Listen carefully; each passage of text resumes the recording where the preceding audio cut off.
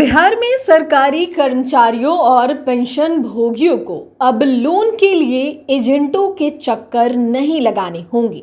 सरकार की ओर से इन्हें ऑन डिमांड वेतन पेंशन अग्रिम योजना लागू की है। अब कर्मी अपनी आकस्मिक जरूरतों के लिए वेतन का 30 गुना तक लोन ले सकेंगे, जिसे चुकाने के लिए 5 साल का समय मिलेगा।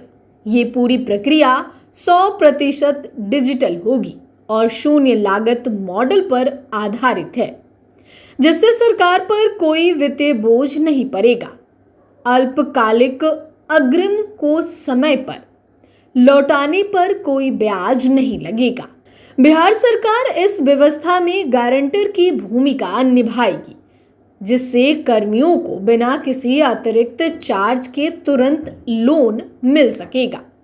बिहार के वित्त विभाग ने राज्य के लाखों सरकारी कर्मचारियों और सेवानिवृत्त पेंशन भोगियों को बड़ी वित्तीय राहत देते हुए एक क्रांतिकारी संकल्प जारी किया है। सरकार ने अब बैंकों और वित्तीय संस्थानों के माध्यम से अल्पकालिक वेतन पेंशन अग्रिम और दीर्घकालिक ऋण की सुविधा उपलब्ध कराने का निर्णय लिया है। अक्सर देखा गया है कि आकस्मिक वित्तीय जरूरतों के समय कर्मचारी अनियमित ऋणदाताओं के चुंगल में फंस जाते हैं, जिससे उन्हें आर्थिक शोषण का सामना करना पड़ता है।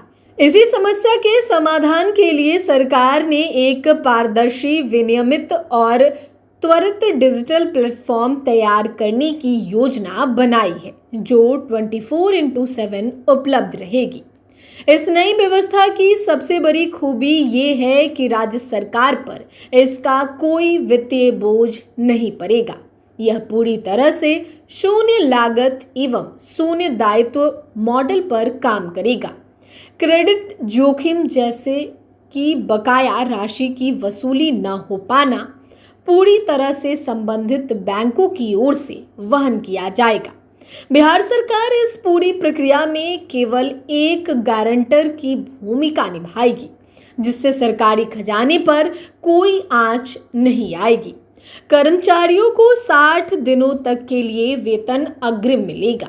उसी या अगले माह के सैलरी सर्कल में लौटाने पर कोई ब्याज या प्रोसेसिंग शुल्क नहीं देना होगा। ये सुविधा 2 से 60 महीनों की अवधि के लिए उपलब्ध होगी। पात्र उपभोक्ता अपने मासिक वेतन या पेंशन का अधिकतम 30 गुना तक लोन ले सकेंगे। मासिक किस्त की राशि कर्मचारी के शुद्ध वेतन पेंशन के 50% से अधिक नहीं होगी, ताकि उनका मासिक खर्च प्रभावित न हो। ये पूरी व्यवस्था पूरी तरह से पेपरलेस और डिजिटल होगी। वित्त विभाग इस योजना के लिए नोडल विभाग के रूप में कार्य करेगा और टेंडर के माध्यम से योग्य बैंकों का चयन होगा।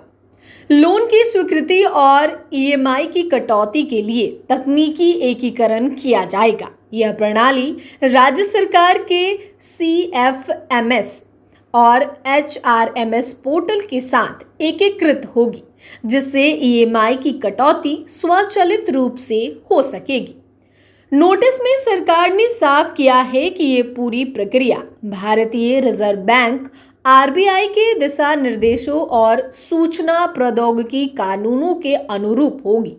चयनित बैंक उपभोक्ताओं को पहले ही सभी शुल्क और शर्तों की जानकारी देंगे, जिससे पूरी प्रक्रिया में पारदर्शिता बनी रहेगी। राज्य मंत्रिपरिषद ने इस प्रस्ताव को अपनी स्वीकृति दे दी थी। ये सुविधा उन सभी कार्यरत कर्मियों के लिए उपलब्ध होगी जो सेवानिवृत्त तक सेवा में हैं।